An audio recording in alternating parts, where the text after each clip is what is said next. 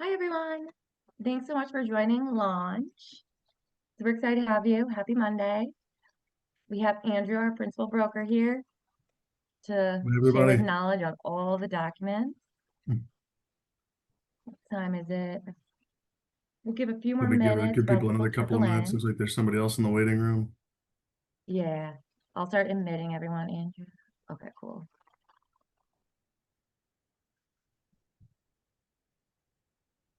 And then throughout the Zoom, if you have any questions, comments, feel free to either put it in the chat or take yourself off mute. Don't be shy about interrupting me if I'm going through something too quickly. We're gonna go through like all of the primary buyer and seller documents, which um, if we wanted to get really detailed about these would take way more than an hour. So this will be sort of cursory, but if we pass something that you have a question about, like I said, don't be afraid to stop me. So Awesome. shall we? Oh man, we still got people coming in.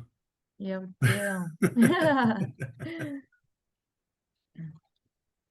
So I guess we'll do a recap. Today we're gonna go over, oops, there's my little agenda.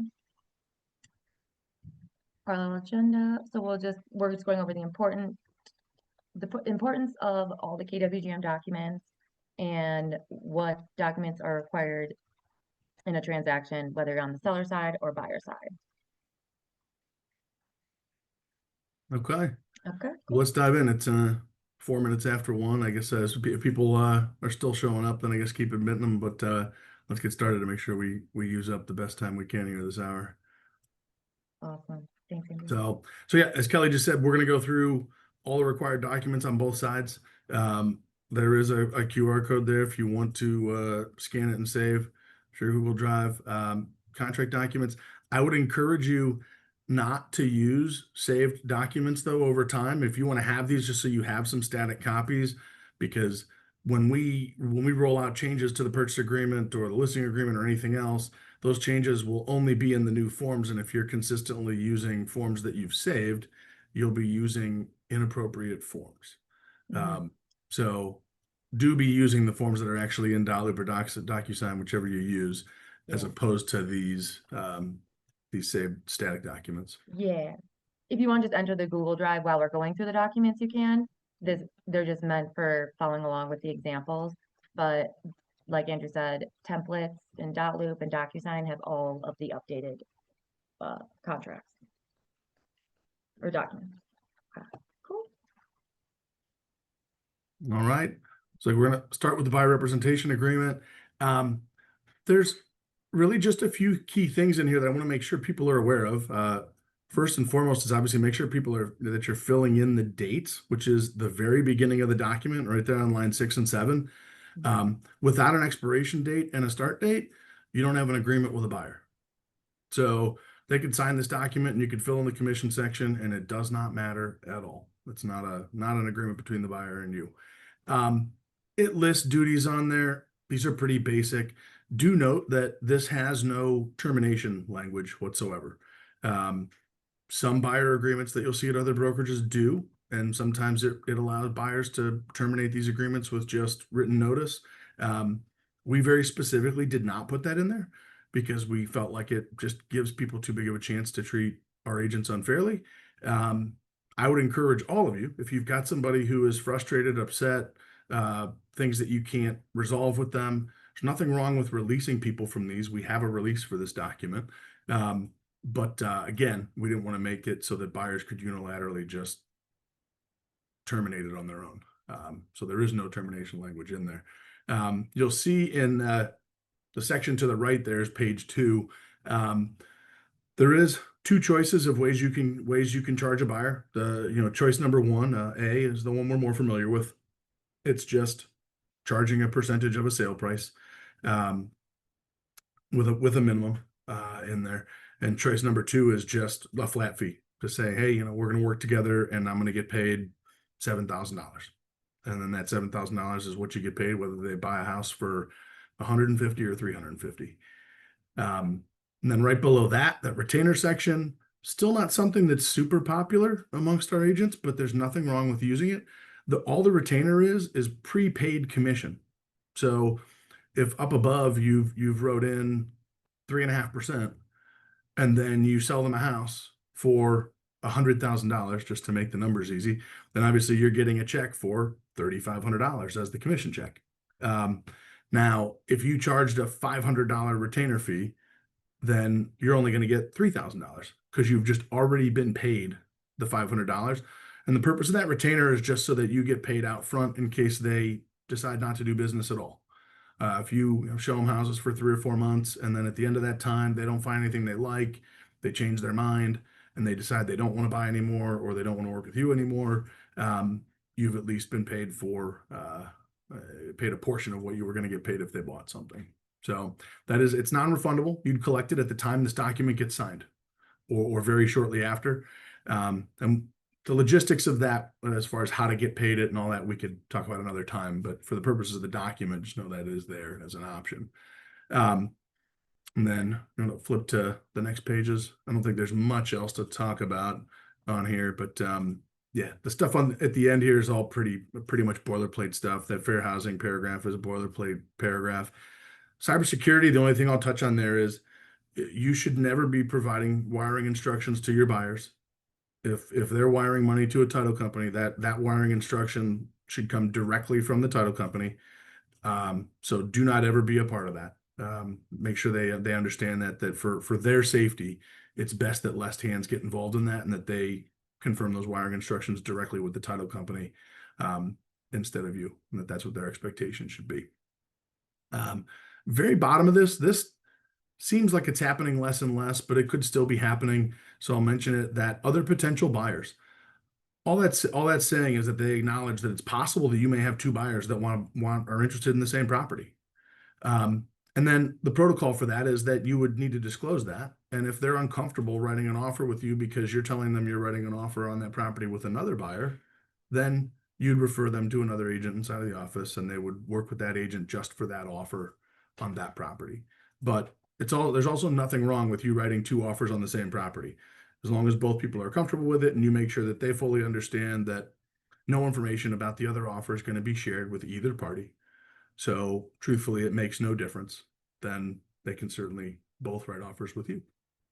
So I think that's it. That's really all the stuff that I think is really important in this document. There's a lot of generic stuff in there. There's a protection period in there that obviously protects you if the agreement gets terminated or expires and they buy a house that you showed them or you wrote an offer on and it didn't work out.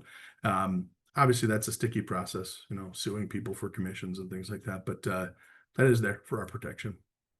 So, all right, consumer guide. So this consumer guide obviously applies to both buyers and sellers. Just to give you the very simple sentence of how to explain this to people, all you need to say is, this is a disclosure that the state requires that lays out the different types of agency relationships an agent at Keller Williams Greater Metropolitan can have with buyers and or sellers. So you see right there at the beginning, it talks about representing sellers, then representing buyers, then dual agency. Then working with Keller Williams Greater Metropolitan. There's very few differences in this document between ours and other brokerages. This is a document that's division prescribed, and you basically pick between if you allow dual agency or not, and then you get the document. And then you put your brokerage name wherever it says Greater Metropolitan in there. So this is a very generic document. With sellers, this just needs to be signed in conjunction with listing agreements and disclosures and all that stuff, right? So it's a very easy one to get signed with sellers just because you're signing everything else. With buyers, this needs to be signed at what is said by the state to be first substantive contact, which truthfully could be described as even before you show them a house. I would say you'd be doing a fine job as long as you're getting this signed when you get a buyer representation agreement signed.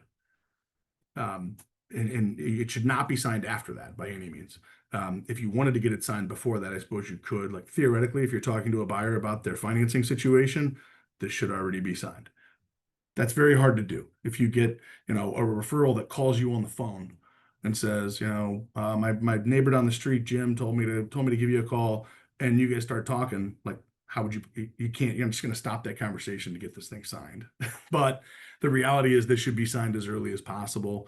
So at the very least, before you start showing anybody any houses, this should be signed. And now that we have to have a buyer agreement signed as well, should make it a little easier to get this thing signed on time instead of much later, as agents tend to have the bad habit of doing. So that's it here.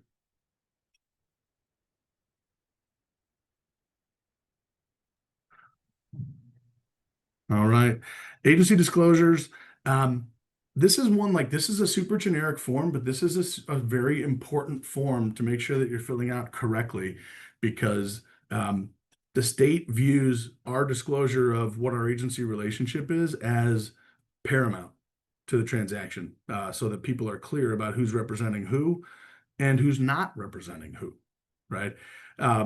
So there's 3 sections there. The first 2 sections are for when there's 2 agents involved. One of 2 things is going to happen. Either there's going to be 2 agents from 2 different brokerages, one representing a buyer, one representing a seller, or it's going to be 2 agents from this brokerage. Important to note, this brokerage is not all Keller Williams. It's Keller Williams Greater Metropolitan. So if you're doing a deal with somebody from Keller Williams Citywide, you'd be using section 1, not section 2, right? And then the last part, where there's only 1 agent involved. The one thing I want to touch on is the fact that if you're the only agent involved, it doesn't mean that you're a dual agent all the time. If you don't already have a relationship with a buyer, and that buyer comes into an open house that you have listed and they decide they want to buy it, that's not a person that you should be being a dual agent with. That's a person that should be unrepresented. And if they want representation, then you could refer them to a different agent. Now, if after that open house you sign an agreement with them and go show them 5 or 6 houses and then they still want to buy your listing, you'll be a dual agent. But we should not be practicing dual agency with buyers we have 0 relationship with already. So you'll see down there, there's the dual agent section, which is the top part of the 3rd section, where you'd be naming yourself in the brokerage as being a dual agent. And then down below it, that very last checkbox says that you're only representing one of the parties. And then you would check either seller or buyer. So again, if it's your listing and it's an unrepresented buyer, obviously you check seller. In a scenario like where you're selling a for sale by owner house, that would be a scenario where you check just buyer, because there's only going to be 1 agent involved and you're not going to be representing the seller. So that's it for here. 2nd page talks about dual agency. If you're gonna act as a dual agent, if you have questions about what that means, call me about it in real time. All I'll tell you right now is, when you're a dual agent, nothing should be any different than when there's 2 agents involved as far as the kind of information your client gets, right? Because you're representing both parties and a buyer says something to you that a seller shouldn't know and normally wouldn't know if you weren't representing the seller, then obviously that's not something you share with the seller. And same thing on the seller side. So that's usually the easiest way to explain it to people, is to tell them, like, you're still going to have the same amount of information from me as if I was only representing one side. And that usually keeps it pretty clean. So I think that's a fair way for us to think about it as agents, that we know when we're representing a buyer that there are things that we don't know about a multiple offer situation, or about what a seller is willing to do or not do. And important as a dual agent, if you're unsure, to ask your clients, is this something you're comfortable with me sharing with the other side? And then, if they say yeah, then by all means, you can certainly talk about it. So anytime you have a question about that, the best thing to do is to get it confirmed or denied by your client as to whether you should or shouldn't share it. No. All right, we'll move That's on. super helpful. Yeah, Oh, and I know I get a few questions on if you're an agent and you're selling your own property, okay. which So one you fill out. when you are doing business on behalf of yourself as a buyer or a seller, Mhm. you would disclose that very, prominently in 2 places. One, next to your name as the buyer or seller on the agency disclosure, Okay. just in parentheses right next to it. And all it needs to say is buyer or seller, depending on which you are, is a licensed agent in the state of, or licensed real estate agent in the state of Ohio. That's it. And then same thing on the top of the first page of the purchase agreement, you just make a text box and type that in, same language. and then get it initialed by both yourself and the other party. Perfect. And now is there a specific one? So you would just then, whether you're representing yourself as the seller or the buyer, just use. You would disclose it in the same two places, whether you're the Mhm. buyer or the seller. Okay, It would change which line. Obviously, on the agency disclosure, if you're the seller, you'd be writing it next to your name on the seller line. If you're a buyer, right. you'd be writing it next to your name on the buyer line. But you'd be putting it right on the first page of the purchase agreement, right up at the top somewhere, wherever there's some empty space, make a text box, and make sure that the other party has initialed that so there's no confusion about the fact that they've signed off on the fact that they're aware you're a licensed real estate agent. Okay, cool. Thank you. All right. All right, on to the purchase agreement. This one again, I'm going to go through fairly quickly. So if you have questions about specific sections, don't hesitate to ask now or later for that matter. Um, Oh, sorry, Andrew. We have a comment in the chat, Tika. okay, If you what's that say? have, yeah, if if you have buyer come to open house and they want to write an offer and you're writing an offer for them, it doesn't matter. It doesn't mean you have to be dual agent. We can write the offer representing the seller only, correct? Yes, and that's what you should do. Like I said before, we should not be um, representing buyers we have no relationship with. That only causes problems and opportunities for misunderstandings and lawsuits to happen. So way better off just representing the seller party in that scenario. And if they want representation, like I said before, you can always offer to refer them to an agent in the office. And then you just would get a referral fee from that agent. Thank you. Okay, Okay. onto the purchase agreement. All right. So purchase agreement, really, it's these first 3 pages that you can see on the screen have most of the information that's pretty important. The last part is a little more boilerplate, I think, than these first 3 pages. So right at the outset, I feel like this is a place where people have a lot of problems, is in the included items. Uh, be very clear, because this is your only opportunity usually between buyer and seller for everybody to get on the same page with what's staying at the house. Now, if it's screwed to the wall, you don't have to talk about it. We're not writing kitchen cabinets on here or dishwasher, stuff like that. But like um, some ones that come up frequently as problems are like swing sets. Those are in the ground. That's a fixture.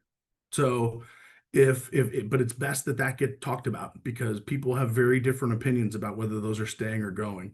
So whether you're a listing agent or a buyer's agent, really good idea to be clear about that up front as to what the expectation is, and good to get it in writing on this document here. So things like secondary freezers and refrigerators and stuff like that, like really good to be clear about whether they're staying or going. So don't miss that because that's always a fight right at closing when it's time for everybody to agree. And now all of a sudden the buyer's not getting what they thought they were getting, or they're getting things they don't want, but they thought they weren't getting. Either way, it's bad. So be clear on there about that. Right below there, those are just like where we get to all the basics of the agreement. One thing that may start to become more common is secondary offers. That has not been much of a thing for a long time. If you're writing an offer on a place that is currently under contract with a home sale contingency, you'd be writing that offer as a secondary offer because they have a primary offer accepted. However, if it's got a home sale contingency on it, that seller probably has the opportunity to give that other buyer 48 hours to get out, or remove the home sale contingency or move on, basically, right? So we might start seeing more of that. So that's the primary purpose for that secondary offer language on there. So, and once something's a secondary offer, you put a date on there for how long, and you'll see there it says that a buyer can withdraw a secondary offer in writing if they do so before the seller tells them they're the primary offer. So there's really no harm to a buyer in writing a secondary offer. But that language is in there. I feel like it's been skipped for a long time just because we haven't used it, but that might get more common. And then down below that, you've just got price, earnest money, down payment, and mortgage amount. Really important that all of these lines are filled in. The amount of time agents are putting in nothing about down payment or mortgage amount and just putting TBD or uh, per lender or something. Terrible idea. Don't do that. Because all that does is kind of eliminate or weaken your client's uh, financing contingency. You know, if they're buying a house and saying they're putting 10% down, that means they're applying for a mortgage to put 10% down. And then if there's a problem on the appraisal, it doesn't necessarily mean they can't qualify to buy the house still, but it does mean they can't do it with the 10% down mortgage they applied for. But if you don't put the 10% down in there, you may not have that contingency intact to the same degree. Um, yes, you should see the purchase document now. That's what's on the screen.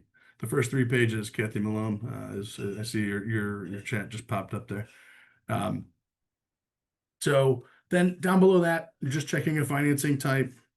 I don't know why you only see me. Does everybody else see the purchase agreement? Huh. Okay. I have no understanding about how to fix that. Yeah, huh. Share screen. But I'm going to continue so we can keep moving here. Um, Does everybody see Andrew and the screen itself? you Yeah, thumbs should up. be seeing the 3 pages of the purchase agreement. Okay, cool. Okay. It might be a setting in your Zoom. Maybe just like scroll to the left. Yeah, there's view up at the top in the top left corner. There's probably the Mm-hmm. place where you need to Oh yeah, like manipulate right that. up here. I don't know. Oh, I actually probably can't even see that on mine. Okay. Yeah. Okay, I'm going to go. continue. Down in that financing section, it does talk about earnest money as well. That's one thing, like people tend not to know where that is in the contract. Not quite sure why it's in the financing section only as opposed to its own place, but it is. So where it talks about the financing contingency, then after that, it just describes the fact that earnest money is not going to be released to any party if a transaction doesn't close unless a mutual release gets signed or a court order determines who gets it. Otherwise, that money is going to sit with whoever it's deposited with for 2 years from the date of deposit. So this is something that's important to make sure your buyers understand. Like a buyer could be totally reasonable and do a home inspection, and there'd be things on the home inspection they're uncomfortable with and they want to back out, or they get denied for financing and they don't want to move forward because they don't have a way to move forward theoretically. Those are both scenarios where a mutual release still needs to be signed. Now, the seller further in the document is agreeing to that kind of stuff, but they still have to sign the mutual release. So just know that about earnest money and make sure you're sharing that with your clients.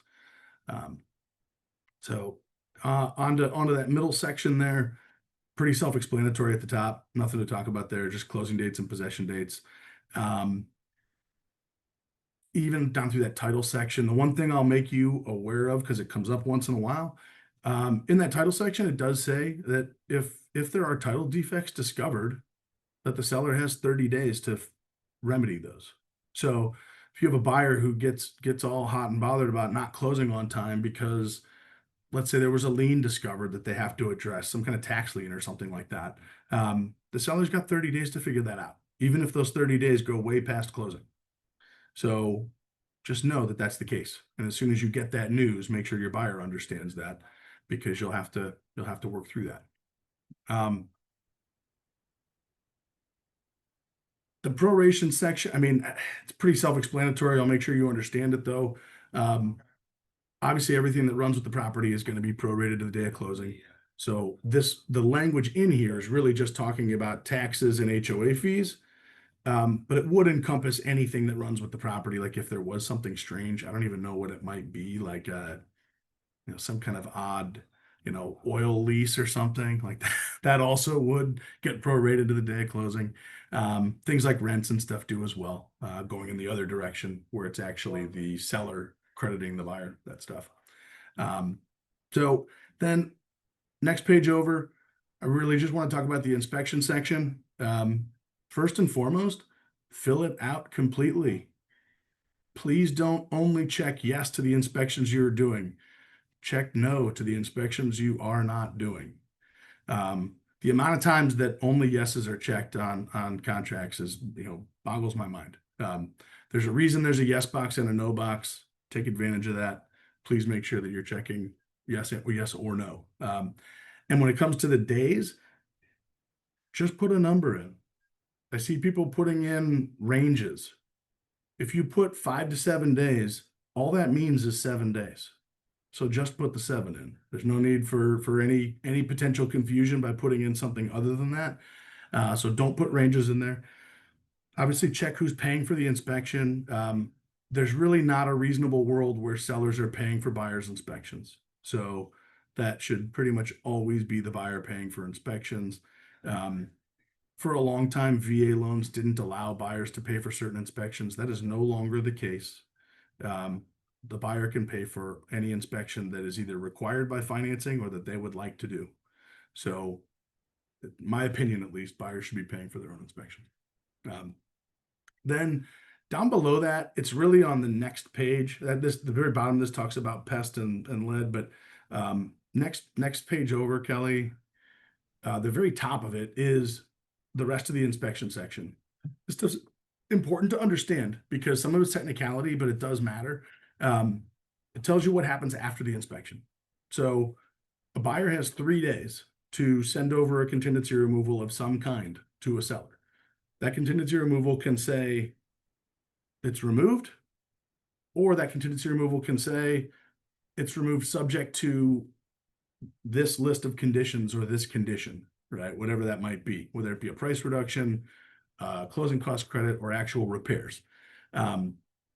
When you send over that ROC that's renegotiating, the seller first off has 4 options.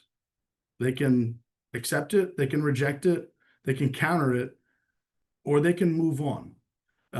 Our contract, the language is feels ambiguous to us, but it's very clear where it says that the buyer can choose one thing. They don't get a second chance. So that does mean the seller can just end the agreement if they don't want to agree to the repairs.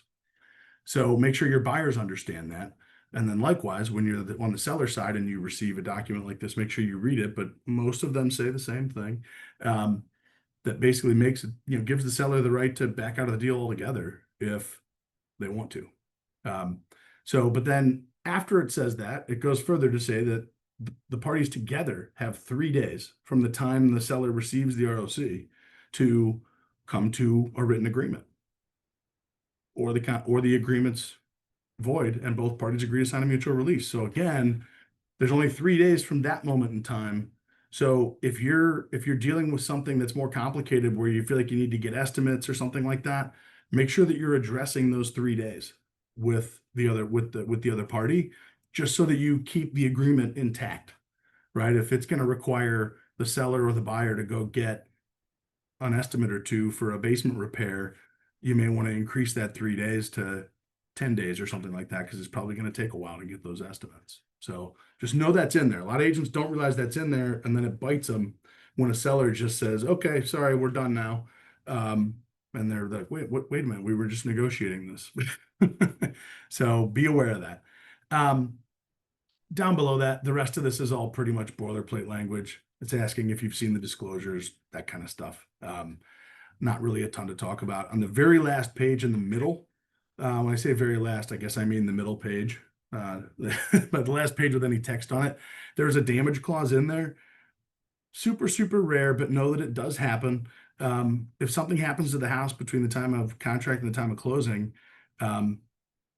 both parties kind of have the ability to just say like, hey, we can't move forward. And the deal can die. Like a seller's not required to make repairs because of damage, and a buyer's not required to accept seller's repairs because of damage. So everybody's got to be on the same page or the deal dies, basically. And this, if we have a major storm, I had one last year that fell apart in Rocky River. We had a big storm and a tree fell on the house. And the sellers put a new roof on, the sellers made insurance claims, and the buyer was like, we're uncomfortable. And they didn't move on. Whatever, it happens. But just know that that language is in there. So a buyer's not required to accept their repairs, and the seller's not required to make them. So that's it.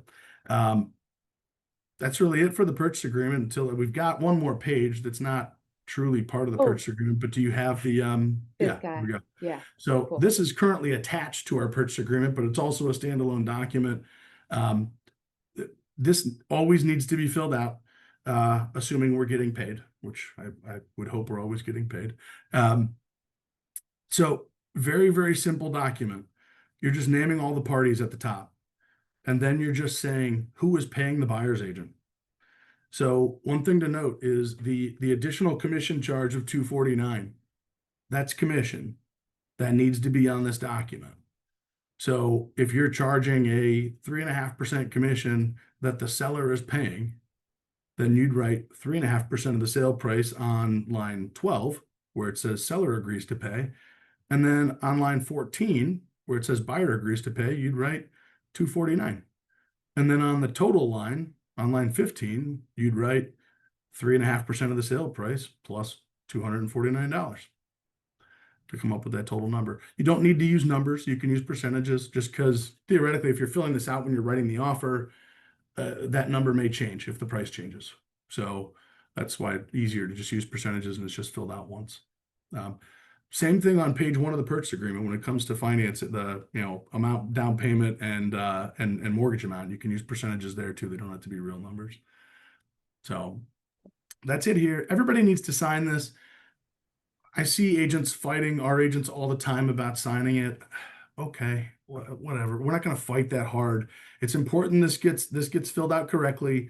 We sign it, our client signs it. If the seller's the one paying commission, that the seller signs it. If the listing agent's like fighting with you about signing it, whatever. We're not. There's no point in fighting them very hard about it. But everybody should be signing this document. Cool. All right. Any questions on this document? Okay. Cool. Have we had anything since the screen debacle issues? Nothing in the chat. Oh yeah, everybody could see the screen still?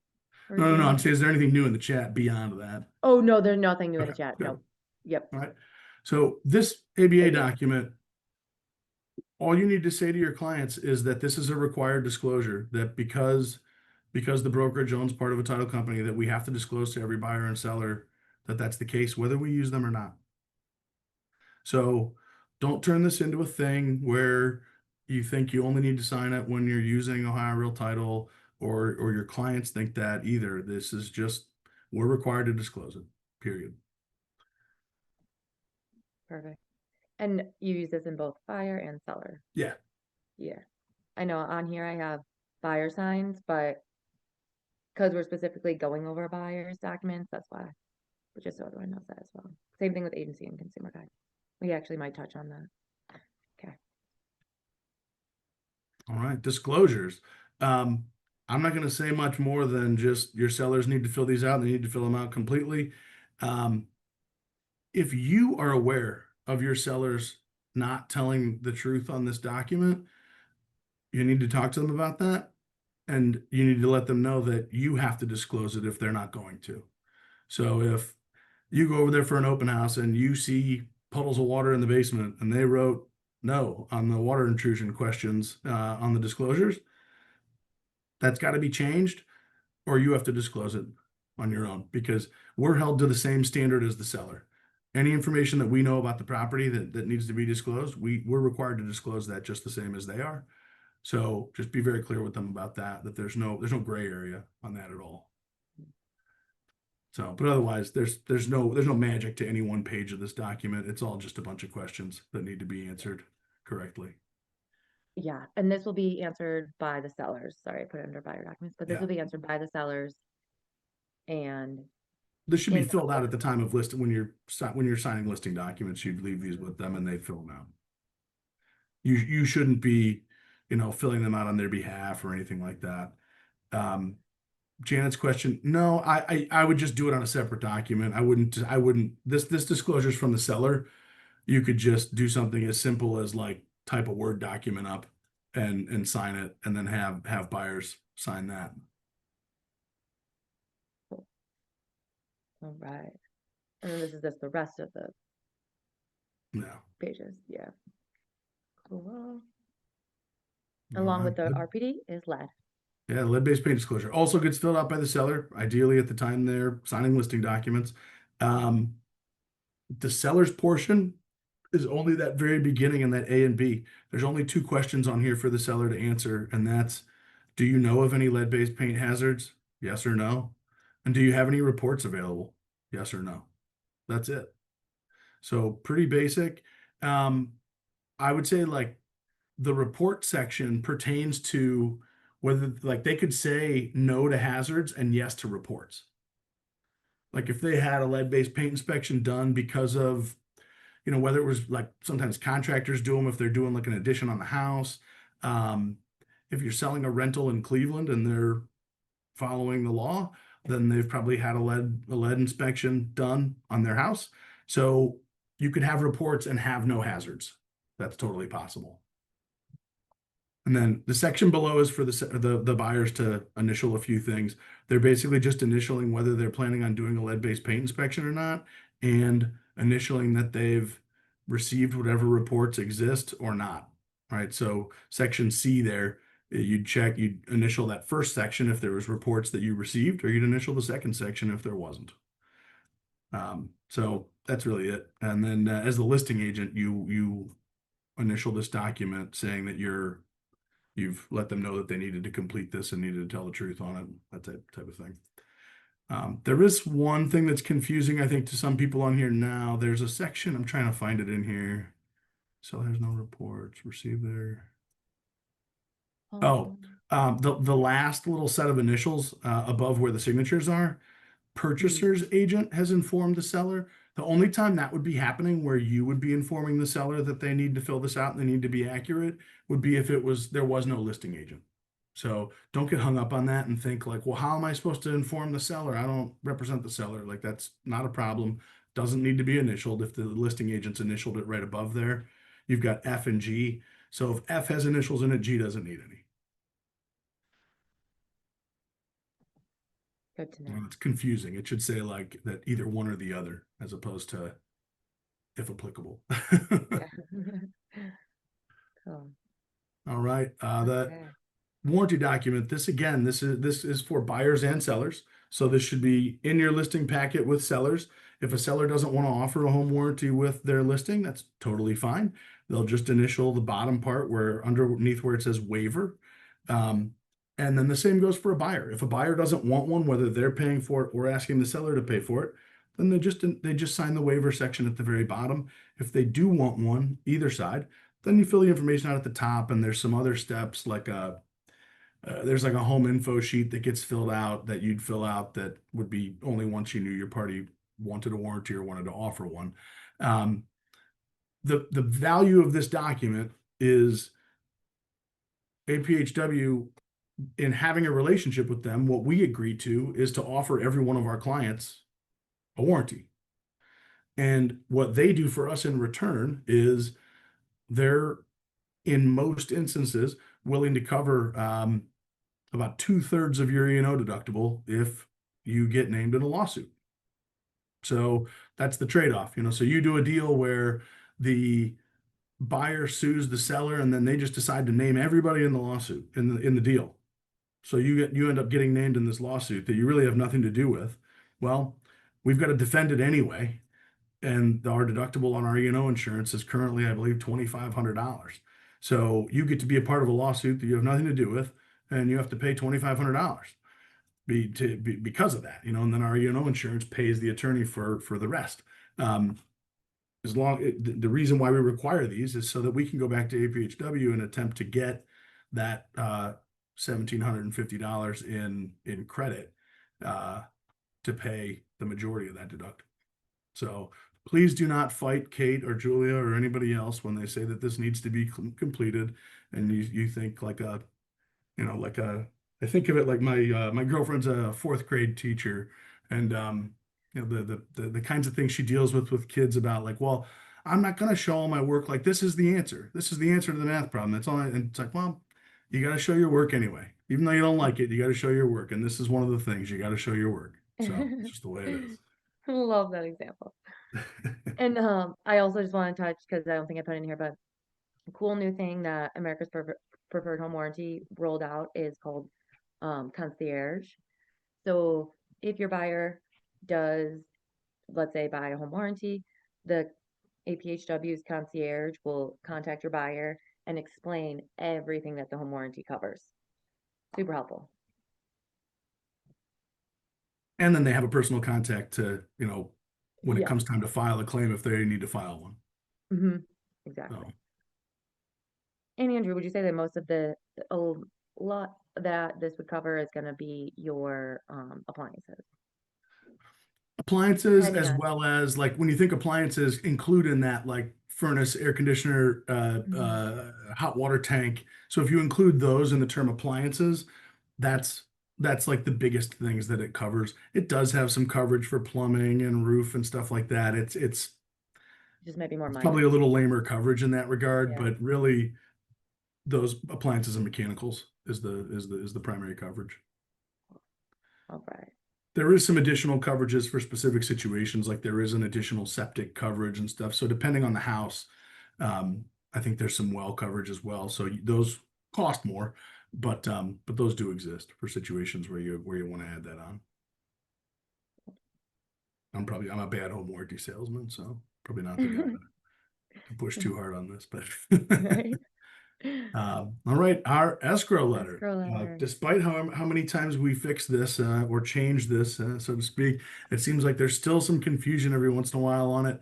Um, this is a document that you will always fill out, whether you represent a buyer or a seller in a transaction, and send directly to the title company. This is not a document between you and your client, but just a document really between you and the escrow agent and our office. Um, and all it really does is lay out the commission that you're getting paid. If there's any kind of referral fees you can put those in here. It is much easier to get a referral fee paid by the title company than it is by our office. Because inevitably, if you get a referral from an agent from out of town and they know that the deal is closing on Thursday next week, they expect that that referral fee check is going to be at their office by the middle of the next week.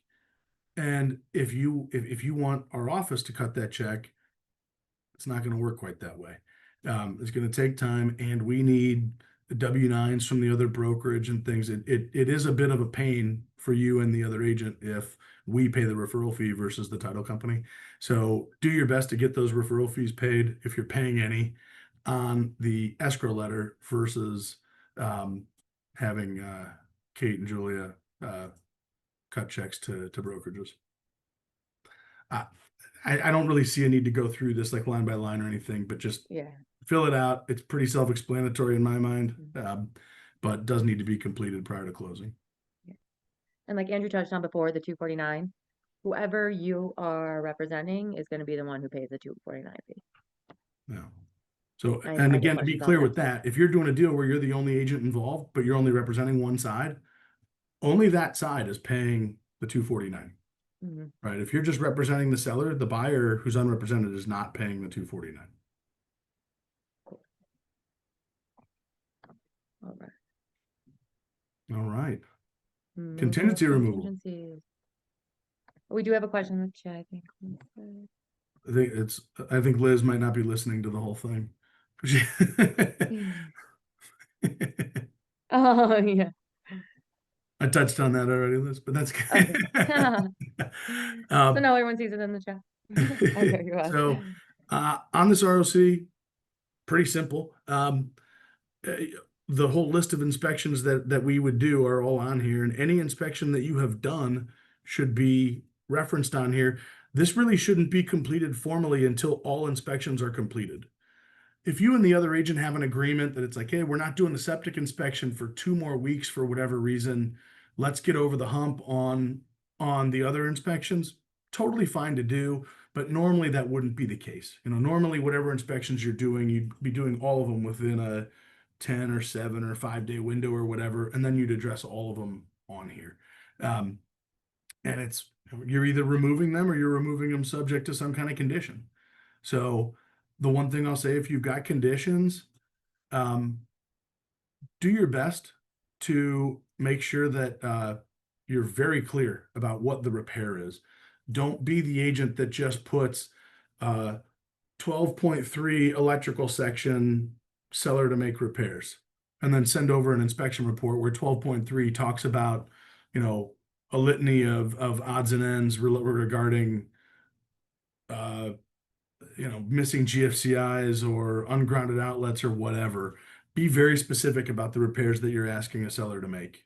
Otherwise, your buyer will be very unhappy with the repairs they get. So just know that. And I would encourage you to have making repairs be the absolute last resort option. Much better for a buyer to get closing cost credits or something like that to cover those repairs and control them on their own than it is to have a seller make repairs on their behalf. And I think you can use your own common sense to know the difference between repairs that would be reasonable or not. Like, if there's any amount of subjectivity or cosmetic aspect to a repair, asking a seller to make it, probably a bad idea. Doing something as simple as like replacing an electric panel in a basement, probably something that would be done the same way by a seller as by a buyer.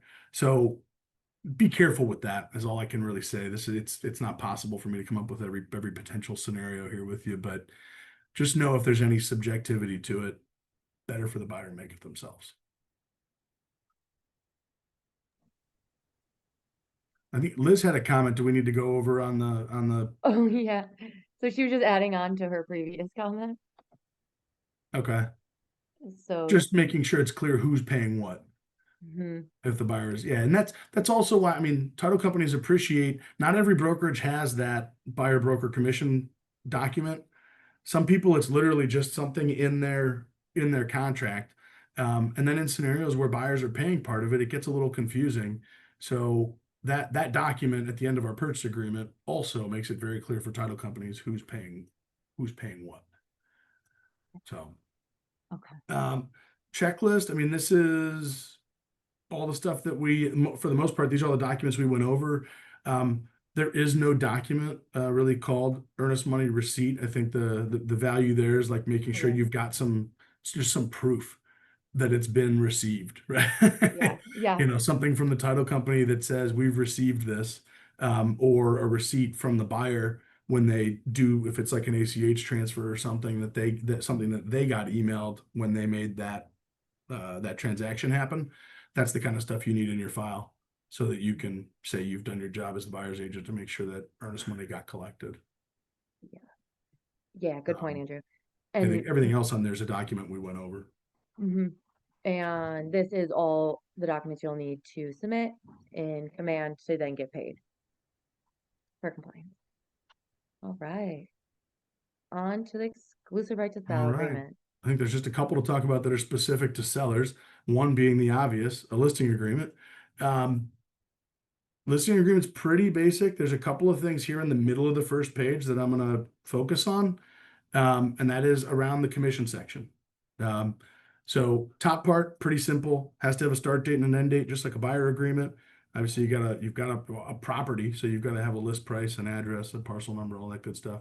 Down in that listing agreement section. So as a brokerage, we do not share commissions with other brokerages, which to be clear, what all that means is we don't do it the old way, meaning you charge 6 or 7%, and then you offer 2 or 3 or 4%, whatever, out of that 6 or 7 to a buyer's broker.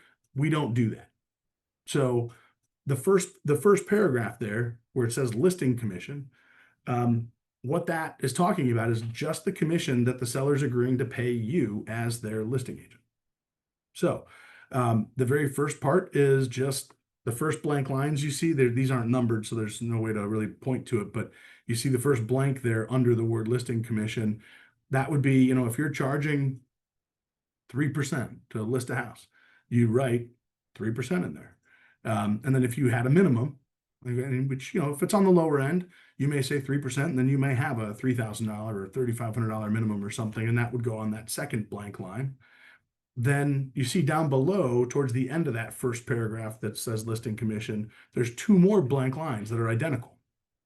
The purpose of those blank lines is so that you can write in the commission that you're going to be charging if the buyer is unrepresented. And the reason for that is because back when we used to share commissions, the commission amount wasn't any different regardless of the buyer. The seller was agreeing to pay a commission of X, right? And then we were going to split X with another broker if there was another broker. And if there wasn't, we got X. And if you as the listing agent renegotiated your commission with the seller to go from X to Y because there was one agent involved, that's totally up to you. But now with doing commissions this way, there's no opportunity for that. So that's the reason that language is in there. So you could say if the buyer's unrepresented, then the commission's going to be 5%, 6%, or 4%, whatever you want. But that's the reason why that second set of blanks is in there, is to address the situation where you're the listing agent and there's only one agent involved representing the seller. How much commission are you going to get paid then, right? And you can make the argument to the seller easily that just because I'm not representing them, I'm still going to be doing all the legwork that a buyer's agent does, other than the fiduciary representation of them, such as, helping them to line up inspection times and be at the inspection and chasing down loan officers for financing follow-up and things like that. Like, you're still going to do all that almost as though you're a buyer's agent, except you won't have a fiduciary responsibility to the buyer. So that's the reason you charge more. That would be the explanation. Then down below that, there's protection period language, very generic protection period language that exists across almost everybody's listing agreement. That just says that if they sell the house to somebody who came and looked at it and was interested in it while it was listed, that if they come back and buy it within 6 months, that we're still owed a commission. It does also say in there that the protection period expires if they list the house with another broker. The purpose of the protection period is not as much to protect us as it is to protect our industry. So if they if they decide they don't want to work with you anymore and they want to hire a different agent, at that point, they're not obligated to pay their new listing agent plus us because somebody from 3 months ago comes back and wants to buy the house. But if they haven't listed it with anybody else, then they're obligated to pay us. Then right below that, we get to the buyer brokerage commission. And this has been like very misunderstood by our agents since we've changed things. All that buyer broker commission sentence is saying is if the sellers want you to go out and tell agents at other brokerages that the seller's willing to pay a commission, that you're going to put a number there, whether it's a dollar sign, a dollar amount, or a percentage of a sale price, and then you can go tell other agents that number. It doesn't obligate the sellers to it. It doesn't obligate us to see it get paid. It's just them saying, I'd like you to market that I'm willing to pay a commission of X. But it's a commission coming from the seller, not a commission coming from us. I'm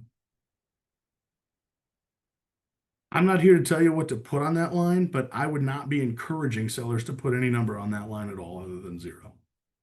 It is entirely up to you if you feel differently about that. From my perspective, the only purpose of that line is so that if a seller wants to make it clear to the agent body that they're willing to pay a commission, that's the place where they get to tell us that that's what they want. I don't think we should be telling sellers at this point that they should be offering a commission. I think if they want to tell us that, this is the place they get to do it. I see 0 value in a seller offering a commission at this point because it makes no difference. You've already got a buyer who you're showing the house to, and you've already got an agreement with that buyer that says how much commission you're going to get paid. It's very irrelevant what that seller says they're willing to pay. So that's why I see no point in it whatsoever to fill out. Down below there, the rest of this document's fairly just boilerplate language, talks about fair housing, lets them know they got to fill out disclosures. Really one thing on the second page there, that electronic surveillance, that's important that we get an answer to, because if there is electronic surveillance there and we don't let people know about it, we end up in a bad situation. If a buyer discovers that they're getting recorded or getting watched by a seller of a house that they'd like to buy, that doesn't end well for us. So it's important you talk to the seller about that. And best case scenario is you tell them that needs to be turned off. at least during showings, if not just while the house is listed. Worst case scenario is they say, no, I need all this surveillance and I'm not turning it off, is then we need to let buyer's agents know before showing the house that they're going to be being watched and recorded. Um, Really not much else here. The cybersecurity thing doesn't really apply to sellers the same way it does buyers. You know, sellers aren't wiring money to title companies the same way buyers are. So not too much else here that's of any real substance. So that's it. Do we have anything else, Kelly? Trying to nail it right to an hour. Yeah, I think it's just a lot. This is that. Oh, go back. I believe this. Oh, never mind. That was showing instructions. I thought that was the warranty document that you fill out, but it's not. Or wait, part of it is. I don't see which part though.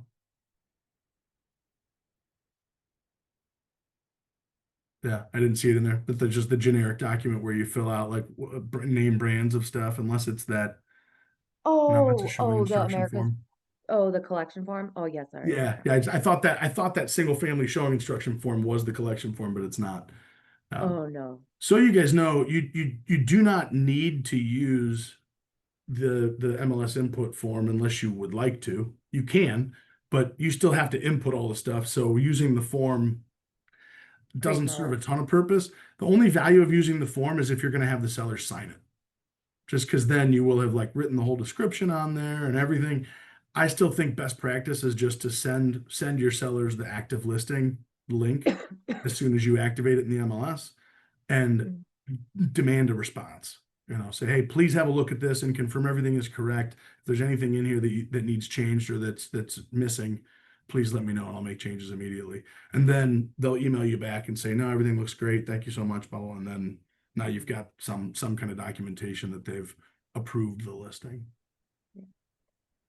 And I just include this too because it is helpful to reference if the property last time was listed on MLS has lots of updates or has never been listed in the MLS before. Yeah. And then also include The whole ad edit portion of the MLS is going to be changing probably before the end of the year. So none of this stuff will oh, apply very soon. oh, really? Even the Yeah. showing time thing too? Um, well, the showing again, like I've never seen an agent fill that out. You can, but Yeah, it's not real necessary. You just go into showing time inside the MLS and make the instructions. Because if you right. fill this out, you still need to then go Good. into the Hmm. showing time and do it. So Yeah. it doesn't really serve much purpose, I don't think anymore. I think the days of emailing this into your sales rep are long over. Yeah. It used to be the way it was back when it was centralized showing a long time ago. Yeah. You emailed it to your sales rep and then they set it up for you. Right. This is just kind of like what you can see in the MLS when you do make your listing live, how the options you'll have, whether it's a go and show or set appointments and who to Yeah, contact and who gets the updates on when those appointments are confirmed. So I just include that because I feel like I have lots of questions on that when people are inputting things in the MLS. yeah. So I didn't know if you did as well, Andrew. I mean, I get questions about it, but it's not really regarding the form. But I just get questions about specific fields, like what am I supposed to put in here or not put in here, that type of stuff. And Yeah. Liz's point is a good one. I think these are good forms administratively. Hmm. Like if another party is doing the input for you, then obviously like Hence list. you have to communicate with them somehow, and this form definitely does the job of that. Um, that would You're be welcome, the Liz. primary purpose of these at this point, though, would be just to communicate with the party who's doing the input. Yeah, cool. Awesome. Well, thank you All so right, much, Andrew. we hit it. Does We anybody have hit any it. questions? Is there Doing anything it else in to, the chat? I don't believe so. No, No? just Liz. Just Liz. Okay, cool. Okay. Well, you guys know where to find me. It's even on this screen, it looks like, yeah. Yeah. So if you do have any questions as you're filling these out in real time, I know it's, we can talk about these documents and there's things you can gain from it, but I think like each situation is its own. And you'll potentially have questions about how to handle this specific situation and this specific scenario. And don't hesitate to call. I'd much rather talk to you about it when it's a question than when it's a problem. So please call, even if you feel like Great it's a point. silly question. I'm happy to answer your call and do what I can for you. Amazing. All Thank right. you, Andrew. Cool. Thank you guys. All right, Thanks thanks for everyone for coming. I joining. appreciate it. Have a great rest of your day.